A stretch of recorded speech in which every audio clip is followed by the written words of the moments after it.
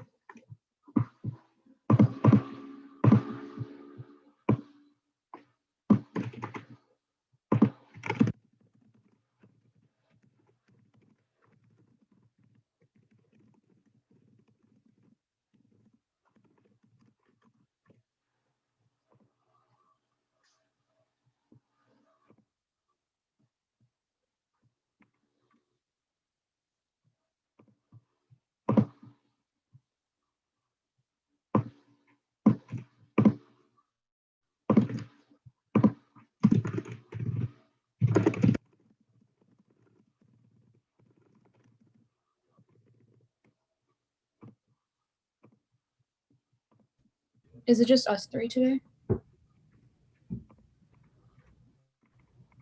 No, we should be having more people join us. We have a back representative. Oh no, we have the back representative. Yeah, that's me. Rishan is supposed to be here, but we can get started with introductions at 1 o'clock.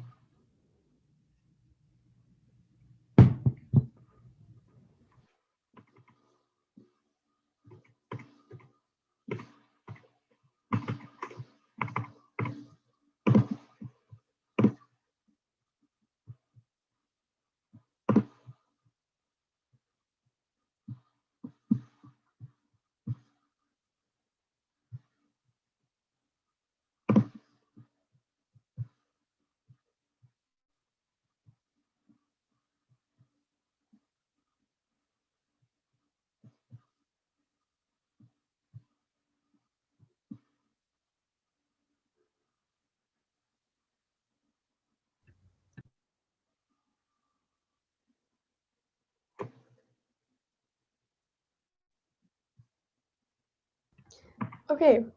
Hello and welcome everyone to the Student Leadership Panel. We're going to start off with a few introductions. So if everyone could go along and just introduce yourself and tell us a little bit about your name, grade, and some of your involvements on campus.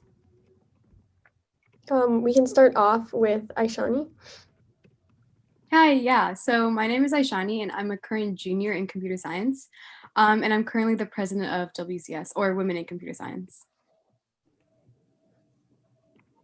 Hello, my name is Ahmad Dinkins, and I am majoring in philosophy. I'm currently a junior and hope to be pursuing a minor in computer science as well. As an extracurricular, I am an undergraduate researcher under Professor Tao Xie and Angela Astorga. And yeah, I hope to make your acquaintance. Hi, I'm Shagun. I'm a sophomore majoring in CS and stats, and as my double major, philosophy as well. I just finished off as vice chair of ACM, and now I'm co-directing for Reflections Projections, which is our department's annual tech conference.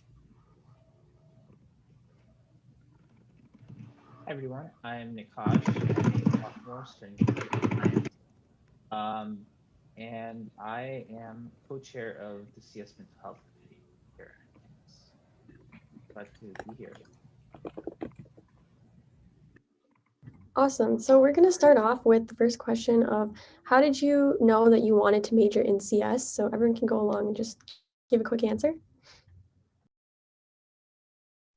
I can kick it off. So for the longest time as a kid, I actually wanted to become a pediatrician, like a doctor. And then freshman year bio of high school, I completely felt woozy after dissecting the pig. So I was like, okay, that's the end of that. But in high school, I was very involved in robotics.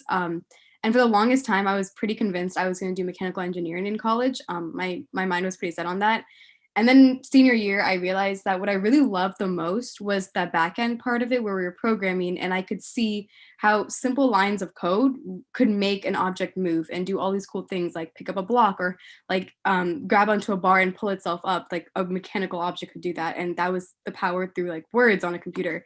And that's sort of where my love for computer science started, and just the idea of problem solving from a very back end perspective. To make a really cool output that people can enjoy to like watch or use or anything like that. I can go next. My story is kind of similar to Aishani. I always wanted to be a doctor, actually a pediatrician too. And then in high school, I realized that anytime I get a shot, I pass out. So I was like, I probably can't do this. Yeah, and then I was very involved with Girls Who Code. And through Girls Who Code, I got to develop an app that it was a mental health sort of app. And I thought it was really cool how you could actually make something that can impact somebody's life through, words on a screen. And then the app actually went to win on several awards, like for BPA, and then it won a Congressional App Award. So we got invited to DC, things like that. So it was like really making a difference in my community. And I was very inspired by how much power technology can have. And so for that reason, I decided to major in computer science. I can go next. So for me, it was more of a coincidence that I stumbled upon CS. I remember it was during my sophomore year of high school. During winter break, I was kind of bored, so I decided to go on Khan Academy and actually try to teach myself, higher level math, as one does in high school. But eventually one that can only be so entertaining. So as I was searching for more things to learn, I saw that they had an intro to computer science course in JavaScript. And from there, I was hooked. I think the biggest allure was just the fact that, you're presented with a problem and there's so many different solutions that you can have to solve it. And so from there, I just loved it. I think my story is a lot more vanilla. I pretty much always wanted to do something to do with programming, computer science, part of the influence of the family I was raised with, watching my dad doing all kinds of networking stuff in earlier days and now cloud computing. I definitely, I think I've just always wanted to do this my entire life. Awesome. Thank you guys for those answers. The next question that we have is, if you applied to other schools, why did you choose UIUC over the other options? I can go first this time. For me, it was kind of simple. I just wanted to find a school that was in state that was pretty, was like one of the leading forefront schools for computer science. The program here is like equivalent to Stanford, Berkeley, so it was a pretty easy choice for me. Yeah, for me, I actually chose this school after coming to Sale in 2019. I took classes taught by various RSOs. I remember one specifically was Hack for Impact. And it really inspired me and showed me that, there are student groups at this school that are actually working with really cool groups like nonprofits and making a huge impact in the CS community in general. I found out about, Hack Illinois and Reflections Projections. And that was something that I didn't see in the CS communities at a lot of other schools, even though U of I is very comparable to other programs. So yeah, I think the student community is what inspired me to come here. I think for me personally, I wanted to experience a new kind of environment. I come from the San Francisco Bay Area, and I wanted to immerse myself in a different kind of culture.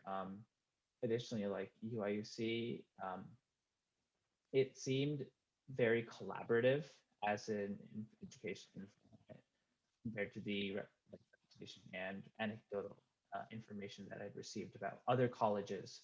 I thought that, here's a time where here's a place where I can both learn a lot and develop some really, really good connections and work with my peers instead of, climbing on top of them, which is definitely something I didn't want to do.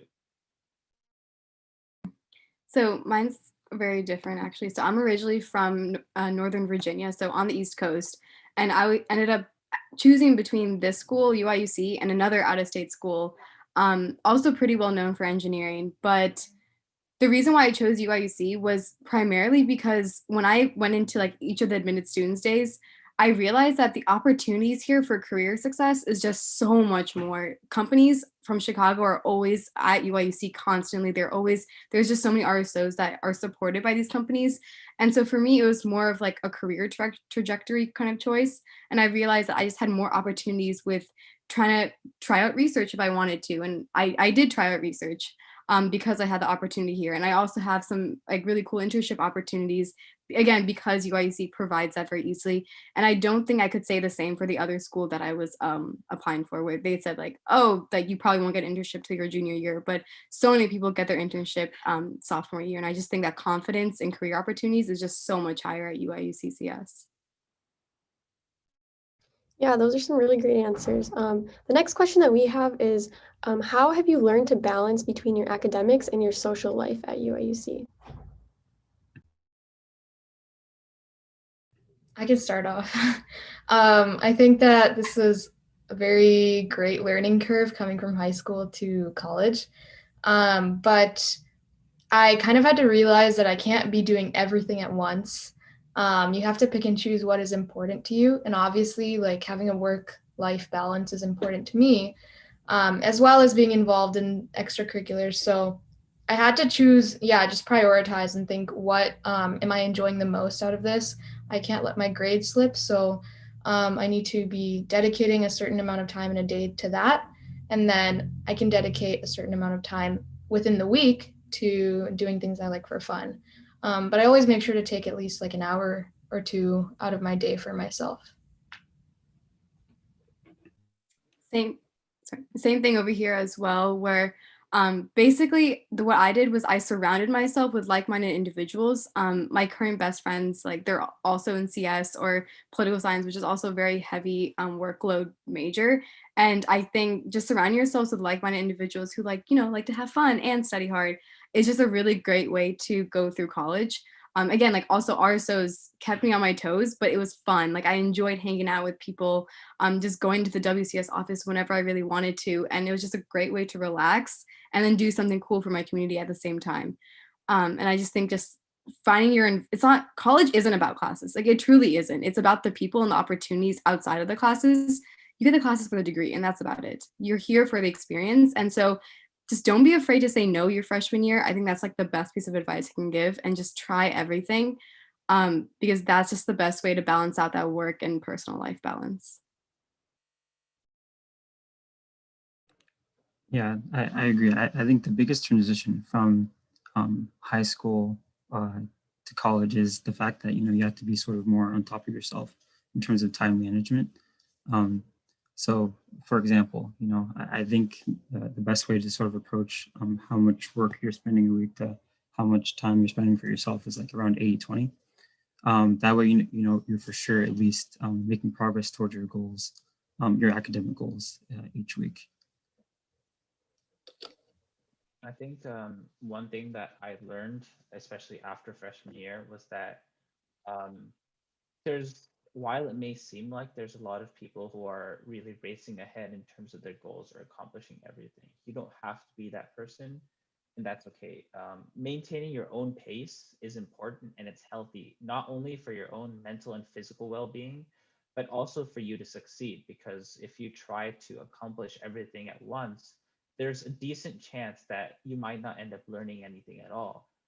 And that is one of the primary purposes of you being at college. So it's just know that it's okay to walk at your own pace. If you can go faster, you can feel free to. But if you need to go a little slower just for yourself or to just enjoy yourself better, that's totally okay. And it's definitely recommended to do that. Great, thank you. The next question that we have is, what is a stereotype or misconception that you want to shatter about CS at Illinois? Well, I'd like to hop in first if that's okay. Um, so I think the obvious, or one of the more obvious stereotypes, is that people of color might not be able to succeed in a program such as computer science, or more generally in tech. And that's why I joined BAAC, because I think by improving diversity in both an academic and a professional setting, by showing younger people of color that there are people like us that can succeed. I think we can improve diversity in the workplace and in academia too. Likewise, I would say any other minorities in CS as well. So women in computer science, women do have a very small role nowadays in the industry level, but we're working towards that. And it goes beyond just women. It's also the LGBTQ community, and it's those of a minority race, those of a different sexual orientation other than your own. And it's advocating for those causes that really can help shatter those stereotypes. Like personal experience too, like you're going to hear like, oh, she only got that internship because she's a woman or because she's of a different race or anything like that. And it's something that you will hear, but it's something that's incorrect. And again, like UICCS has that community that they'll be there to support you, and they're always going to be there to help you through that. And no one really believes that in this community, but it still exists in this much larger community. And so you can learn through your college experience how to shatter that stereotype from each other's experiences and by sharing each other's stories. Yeah, I think that was great, and how you guys touched on minority experiences just a little bit differently. I think me coming into college, there was a big myth of like, oh, if you didn't do well in CS in high school, like you're not going to do well in college. You shouldn't even try, right? And to be honest, like I struggled a lot with CS. I think I got a B in like AP Computer Science or something. But now, like, I just think that there's so much support within our department and within our classes that that it's very easy for you to succeed here, given those resources. And I think that I'm very thankful for all the opportunities that my professors have given me, and the office hours, the time that people have dedicated to helping students. And after high school, I never felt like I couldn't succeed in computer science again, and I've been doing pretty well. So I think that's one of the biggest things to remember about this department. I think the last perspective I would want to add is kind of about the concern of it being a big school. So because UIUC is a public university and it's a pretty large college, sometimes people can be, I know I was pretty concerned when I first came about like just simply building social connections, both like in a regular sense and especially in the CS department. But I realized that people here are just incredibly friendly, and if you will have almost no trouble finding your niche, both within the college as a whole and within the CS department. There's always something for you to do. There's always a place for you to belong, and there's always like-minded and people with like-minded interests that you will be able to find. Awesome, thanks.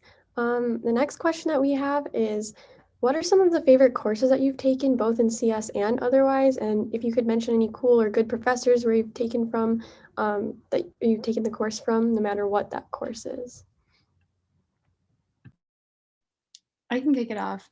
By far, my favorite course was CS 445, which is computational photography.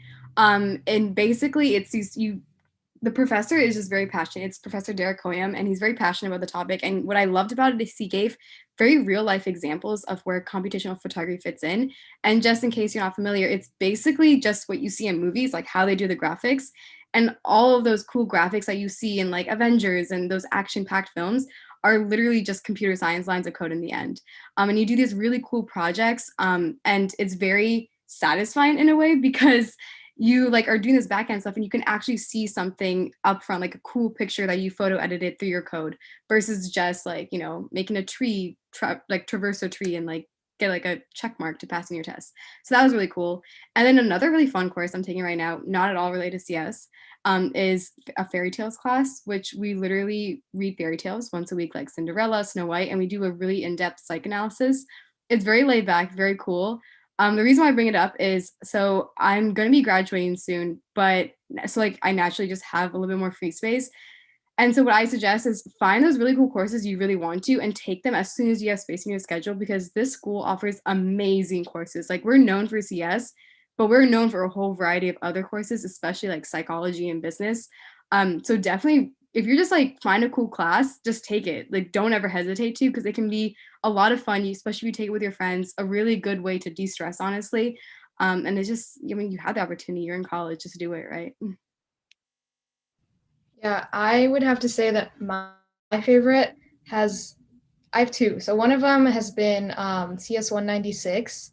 I think that class is a great class for freshmen. I met so many cool people there, people I'm still friends with. I got to create an insanely cool project, something that I never would have done freshman year if I didn't take that class. And just learn new skills that have helped me a lot in my career. And then the second would be one of my philosophy classes. So I took CS 196 is student led, so the instructor changes every semester. But my philosophy class was Phil 107, or actually even Phil 436, which I'm in right now. It's all about political philosophy, which I'm very interested in. And the professor is Helga Varden for both of those classes, and she's world renowned for her work. And she has studied one of the philosophers, Immanuel Kant, for her entire life and is probably one of the coolest people you'll ever meet. She's from Norway, has lived like everywhere in the world, and is just an incredibly kind and compassionate person. She wrote a book recently. Check it out if you want, but it's really good, and I love her a lot. So yeah. Yeah, I was gonna also say 196, but I also have two. And I think it would also be CS 125. The professor for that course, Jeffrey Challen, he is very, very passionate about, making sure students know the introductory elements of computer science. And how he structured the course now is sort of project-based learning. So by the time you finish the course, you have an actual project that you can show people. And I think seeing that sort of application right away help reinforces, that you're actually learning, that you're actually working towards something. And the reason that I choose 196 is because it has, they basically split you up into a bunch of different teams, and someone who's, further along in their CS degree, a junior or a senior, will act as a mentor for your group. And that way, you have someone that guides you and helps make sure that you finish your project as well. And I guess one concurrent sort of class would be Calc 1, I believe, because the professor for that course is also very passionate. I think, for a lot of the engineering classes, if the professor is, very passionate about what they're teaching, it makes it easier to learn.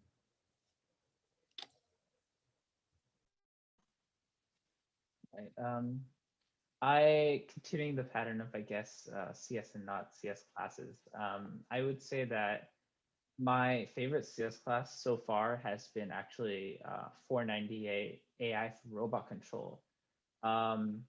It's a new class.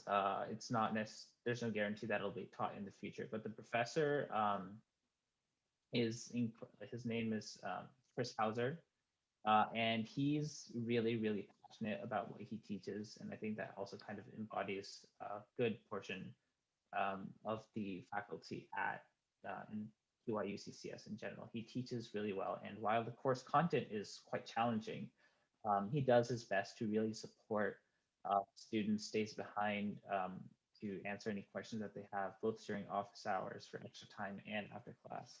And that's something that I really like, and especially in those higher level classes, as you get to, as your class sizes get smaller, or about 25 students, you really get to know the professor a lot better than in a larger class setting. In terms of non-CS classes, I took a class actually offered by the Italian department, except not in Italian. Um, it was Exploring Rome, History and Culture of the Eternal City. And you just learn so much history about this city that's been around for thousands of years. And I'm a really big like Greek and Roman history nut. So this is kind of a boon for me. The teacher is really, really nice, and he really cares about the topic, and he'll just open your eyes to all of these different kinds of perspectives about not only the traditional aspects of architecture and art, but also like placing everything in the context of what was happening historically. Great, thank you. So the next question that we have is, what is the process like for getting an internship in the CS field? I can kick this one off. So there's a bunch of different routes. The most common one would be the career fairs that happen twice a year. There's the general engineering-wide career fair, which is pretty big. It has been virtual for like this year, but potential, we'll see next semester where that will go. There's tons of companies that come there. They recruit very heavily for CS because they know that the pool of talent here is pretty well qualified. And additionally, the CS and ECE departments will also host their own smaller career fair. It's called After Hours, that'll happen around the same time. And that's also an excellent way to get recruited. Beyond that, UIUC does offer a platform called Handshake, through which you can just apply online for jobs. Instead of going to like every single company's website, you can just like, so a lot of companies will post their information there in a kind of central hub for you to look at. Yeah, another one would definitely be going to RSO events, because many of the RSOs are sponsored by various companies. So usually they might take your resume or ask you to sign in and take your email, and then they'll email you information about their programs. So then through that, they can get connected to you. I would also just say, like, just cold applying to hundreds of places has been pretty effective for a lot of people.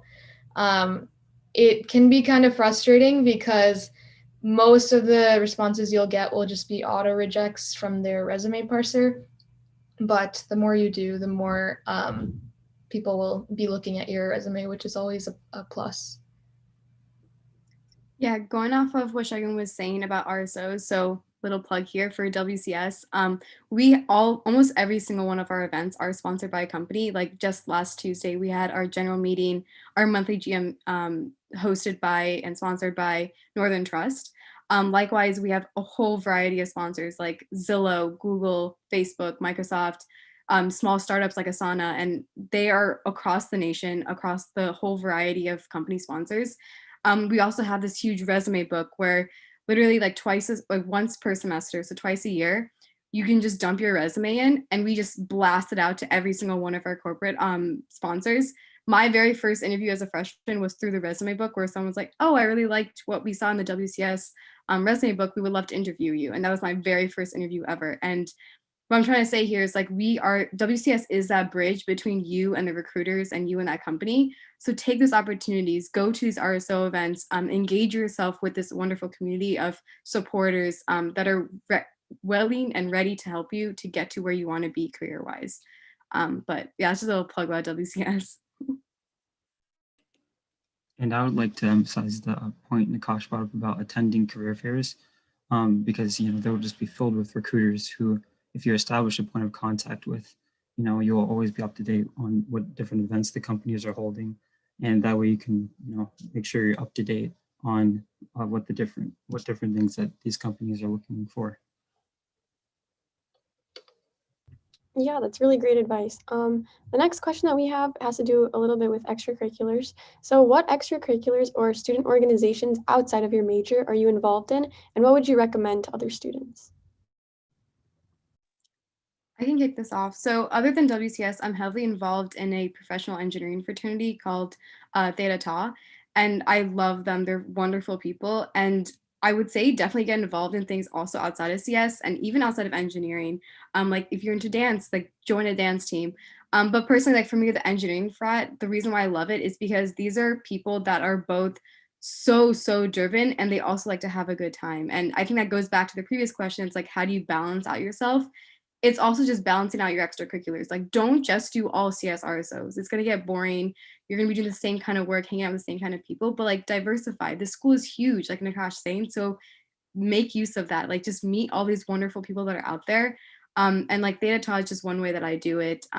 All wonderful people, all variety of engineers. So you get to like see how like CS can fit into like mechanical engineering or civil engineering. We always work on a like engineering project together, and then we also do like fundraisers and philanthropy events. So like you can really get like a holistic view by just engaging yourself in different communities other than just CS. So outside of CS, for me, I'm a part of a board game club called Game Night. And I think, how I found out about it was actually through this event that UIUC holds called Quad Day. And, it's unfortunate that right now, during a pandemic, we won't be able to do so. But I think the biggest thing that benefits someone would be by, finding these different RSOs that you can, use to help you relax. Yeah, for me, I've always been interested in meditation. So I'm part of this club, Bhakti Yoga Club, in which we just meet once a week and meditate together, which I really enjoy. And then this isn't really an RSO, but through my philosophy classes, I've gotten to meet some really interesting people, and together we'll do reading clubs, or reading or book clubs, and just like choose a book every month and read something different. And I've started writing about them too, so starting a blog. Um, so I think it's really cool to take classes and find outside of the major just to find out about these groups.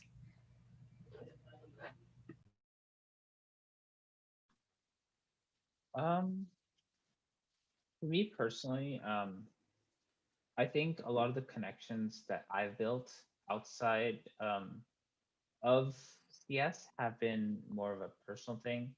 So I most of my focus, my realm of work lies within the CS department in terms of like RSOs that I'm involved with. But I do actually get a lot of collaboration with other RSOs through what I do. For example, with the CS Mental Health Committee, we partner a lot with um, other like aspects of the actual university, like different parts of it, as well as another mental health organization called Active Minds. And you don't necessarily have to branch out, but at the same time, you can still interact and work closely with people in other RSOs without actually being in them.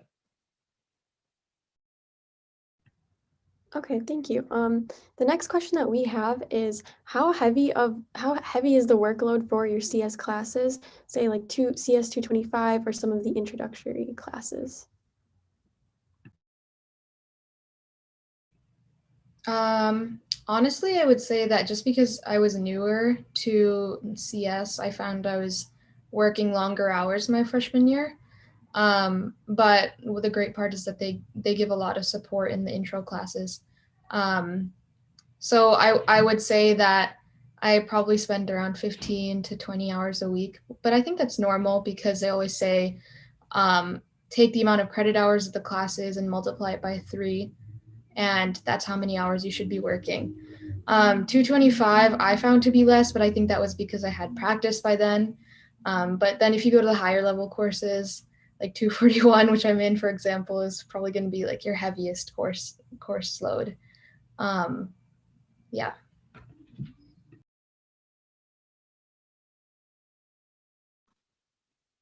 I think this kind of sorry. I think this kind of circles back again to the whole thing where there are like you can find freshman classes challenging. You can find them tough. It varies from person to person. I personally come in with a lot of CS experience, which is why those initial classes weren't very challenging for me. But came, as we moved up in classes, as I gone to subsequent years, that playing field kind of levels, and like and a lot of people will find themselves at much closer standing despite however much experience you're coming in with.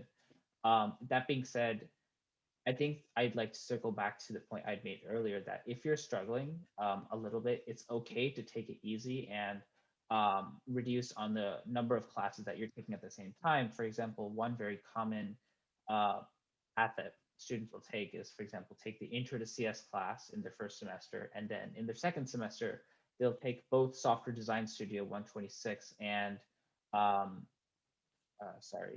discrete structures, discrete math 173 at the same time. If that's proving too much for you, it's okay to split those up over 2 semesters instead of just doing it over a single one. And an additional plug for CS 125, we actually hold a lot of different office hours. I worked previously as a CA for the course, and I did notice that, a lot of people who had less experience when first taking the course, would have to attend office hours for longer. But I do agree with the benefit of, we're holding many different office hours as an opportunity for you to get help. I also think it's really important what Nikash and Shagun, if you guys notice, they have very different paths. Like one person came with a lot of experience, and then one person not as much. And that's why it was a little bit different in terms of how much effort they put in. But I think that's the beauty of it, in the sense that no matter what your background is, you can make your classes fit your personality type, your work ethic, your like style of learning, because you are able to space it out and move things as you are. Like it's not high school where you have to take exactly 8 classes and like that's how it is. College is really all about like what is best for you. Like if you need to stay an extra semester or like graduate early, you can easily. And tons of people do it. Like it's not a big deal if you don't graduate within 4 years. It's honestly, so many people are doing 3.5 and 4.5. Like that's like the more common numbers you'll see. And I think it's figuring out like what fits you and your style of learning is what's really going to help you throughout your college career. Like there'll be some trial and error. Like one semester might be absolute hell, but the next semester you'll learn from that and take it easy, or like increase your workload if you think you can take it. It's really just like choose your own adventure, and I think that's just the beauty of it, especially like the way the Shagun and Nikash share their stories. That's like proof that no matter what, you're going to get to the same spot and you're going to be just as fine no matter what your background was in high school. Great, thank you. The next question that we have is, did you feel that you had time to do individual CS projects and or like internships during your freshman year? Yeah, I think it's pretty common for people to do like a part-time internship while they're in school. Like a lot of research park companies will have you do like 10, 15 hours a week while also working. I had been working on like side projects on my own, and that sometimes had to do with actual coding, and that sometimes just had to do with things within the department. But I definitely felt like I had time outside of school. And I also think that it's very easy to make time as well. If you're passionate about something, I think it just comes along with the work that you will complete your work in such a way that you can make time for it. I would also say hackathons are a really great way to get that exposure if you like that kind of stuff.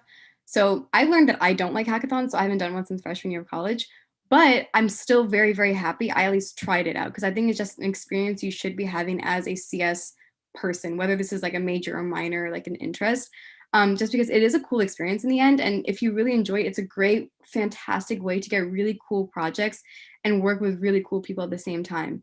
But that's just like another thing you can also try out. And it's just one weekend. It's not like an entire semester project. It can be if you want, but it can be something you just want to try out and see where it goes from there. I think during your freshman year, you'll find that you have a lot more time in general to pursue your own side projects. And, we have a lot of different resources here. So like hackathons where you can start developing something that can turn into a long-lasting project that you can put onto your resume, that you can put onto your GitHub, that these different companies might look for.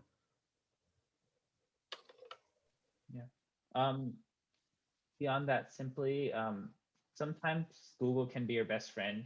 If there's a particular topic that really catches your eye, even if you have absolutely no idea about it, well, especially if you have absolutely no idea about it, if you're at the beginner level, I will guarantee you there will be a plethora of resources out there that you can just search up and dive right in. And actually, a lot of companies will actually look for that kind of initiative that, you know, you're stepping outside of your bubble, taking the extra step beyond just following the curriculum set by your classes, and you know, just venturing out online and learning stuff by yourself. That's something, that industriousness is something that you should cultivate if you can, and something that companies will really, really value in a potential internship. Awesome, thank you. The next question that we have is, how is study abroad for CS? So I was supposed to be in Sweden this very minute, but COVID happened, pandemic happens, it's fine. But it's very easy, honestly. It's can be very well done, like through your schedule. Like you don't have to like necessarily graduate later if you study abroad. In fact, I would highly, highly, highly encourage studying abroad. When I was a freshman, I only heard two things. Either my biggest regret was not studying abroad, or the best decision ever was studying abroad. I would definitely do that. It's not at all hard to like fit that into your schedule. In fact, there's so many advisors. There's an entire office of engineering dedicated to just study abroad, and they will help you plan out your schedule like in that sense. I know like there's very popular ones, like Sweden is a very popular one for CS, but there's also like Spain, Australia, Japan, China, like everywhere you want to go, anywhere you want to go, you can get there. And it's just a matter of like planning that out. And oftentimes, whatever classes you take in the study abroad location will easily transfer over to your degree. You just have to like double check things. And even if it doesn't, it's not a big deal whatsoever. Like you don't even have to take CS courses in order to still graduate on time and to still get that experience of studying abroad. It's very, very doable, and please do it. Like I wish I could have done it this semester, but things happen. Great, thanks. The next question that we have is, what undergraduate research opportunities are available in computer science? And I can kick this one off. So this past summer, I worked as an undergraduate researcher for DREU, or the Directed Research. Well, I actually forgot the acronym, but basically, they're an organization who provides undergraduate research opportunities for students. And what they basically do is they pair you with a professor, and you have a project for the entire summer. And I also think like a lot of the UIUC staff are really big in the research field. So you know, there's a lot of different opportunities. If you just reach out and talk to a professor, they're always going to be looking for an undergraduate to help them complete their research.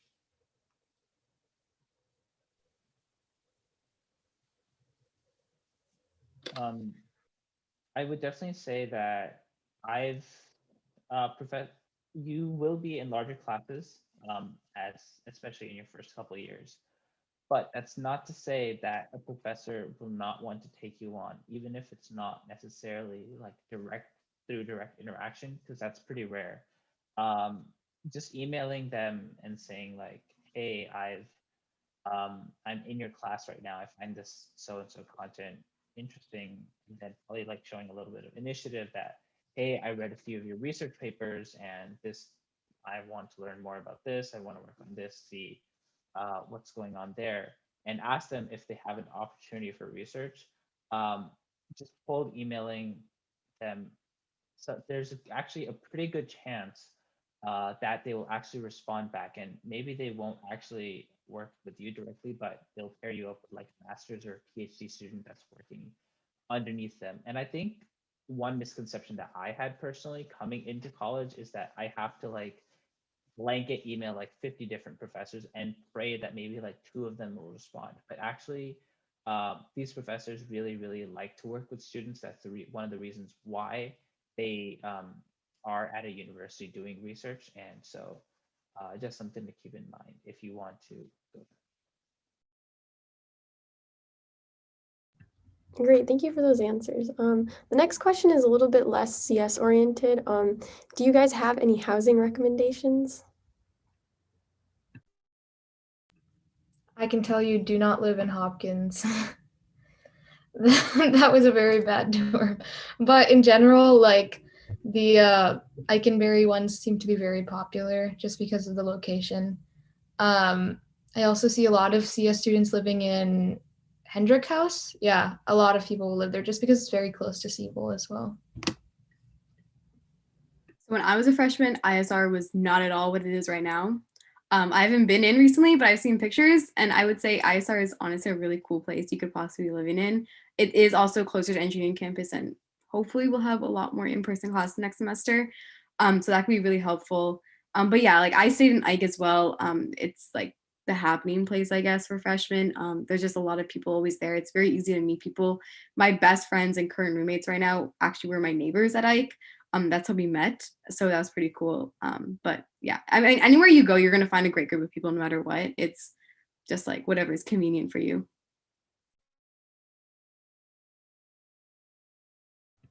Okay, the next question that we have is, what is a typical day in the life of a CS major? Do you have time for a job and being involved like heavily in RSOs and other clubs? I can tell you right now that 80% of my time is WCS stuff and 20% of the time is my classes. Just because like I'm choosing to do that. And I think that's why I'm able to, balance out everything and do things for myself. But yeah, that's just basically my experience. And I think it's very doable. Yeah, I definitely agree. Right now I've taken a little bit of a step back just for like personal reasons and wanting to take care of myself. But when I was more involved in like planning things, which was definitely my freshman year and first semester of this year, it was mostly RSO stuff. And then I think like 40% of my time was schoolwork. But yeah, there's definitely so much time to do stuff. And when we're in person, a lot of times people will just sit in Siebel, which allows you to naturally be working on other stuff and meeting new people. So like I would go sit in the ACM office a lot. And that's how I met a lot of people who were involved in different RSOs in the CS department. And then naturally I just got involved in those programs.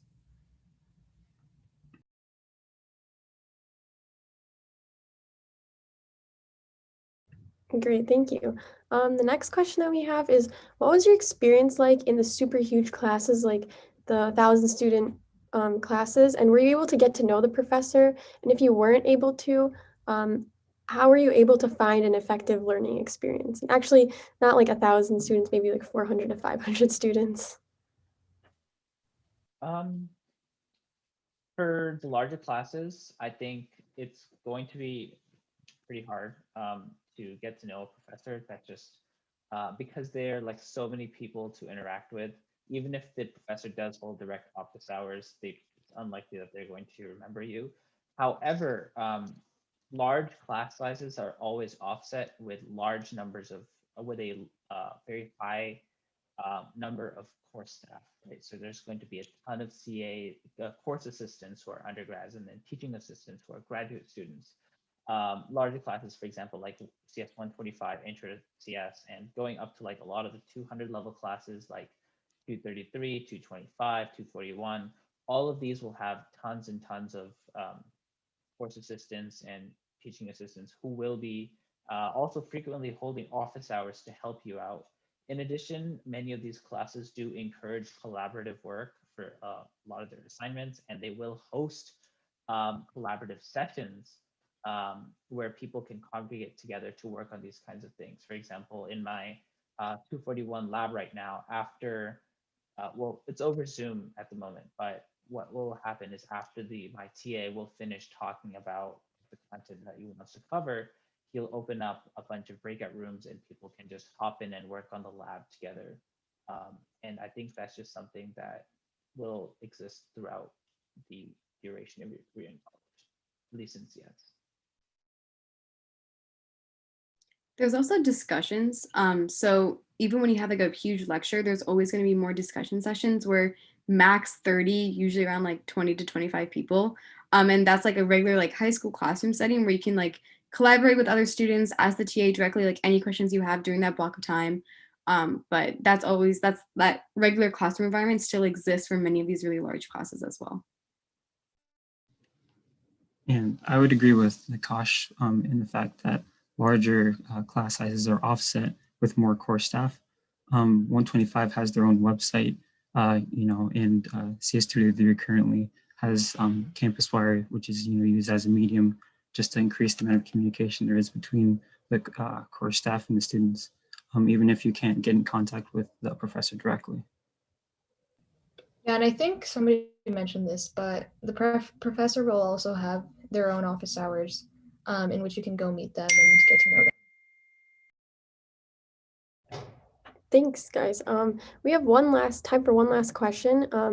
Why, for the people who chose to go out of state, why did you choose to do so, and how did you adjust to the change? I think I'm the only one that's out of state, but yeah, I'm originally from Virginia, and I chose out of state mostly just because the school is awesome. The CS department is unbeatable really anywhere else. And it's got a really great culture of school and spirit, which is like that perfect balance between like academics and social life. In terms of adjusting, like I'm not gonna lie, it was hard. There was no one from my school that first year. My freshman year dorm roommate was like someone I just met on Facebook. Like she was from New Jersey as well, but like I just like I'm a very social person in general. So like I literally just talk to anyone and everyone, and that's kind of how I adjusted. Also, just because you're in college now, do not be afraid to call your parents. Like it's not embarrassing. Like everyone needs their parents and like their families still. So do not ever hesitate to call them. It's gonna make you feel so much more safer and in this new environment if like you take small baby steps to become like completely independent. But it's just reach out, don't ever hesitate to say no. And I think that's just or don't ever hesitate to say yes, I mean, to try new things. Because I just think that's the best way to meet new people and, make Champaign your home. It definitely is now for me. So I'm from California. You're good. But I'm from California, and I think one of the biggest concerns to me was both the distance and the weather. But I think that even though I had some initial concerns because I'm from a land of eternal sunshine and here I have to deal with cold weather for like 6 months out of the year. Despite all that, I think the community and the fact that despite being such an amazing program, the people here are so warm and welcoming in general. And they're so willing to work together and help each other out instead of climbing on top of each other. And I think just a myriad like these things among others were what really pushed me to come to UIUC. I'm not out of state, but I want to add something to what Nikash said. Like the community is so special here. As a freshman, I never felt out of place because of people from, like WCS, or like I would go to some of their events and I'd get to talk to other women who were feeling the same way as I was. And there are other groups for other people, but I just want to say like how supportive everyone is. And I never felt like there was an extremely competitive edge. Everyone just wants to help each other.